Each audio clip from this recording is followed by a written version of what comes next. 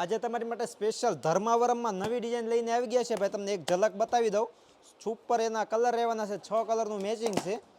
લાસ્ટમાં તમને એક પીસ ઓપન કરીને પણ બતાવવાનો છો.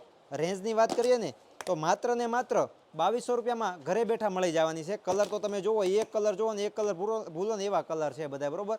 જોરદાર એમના કલર છે. તમારે કોઈ બી પ્રસંગમાં પહેરશો ને ભાઈ, બધા કરતાં અલગ લાગો ને એવી વસ્તુ છે.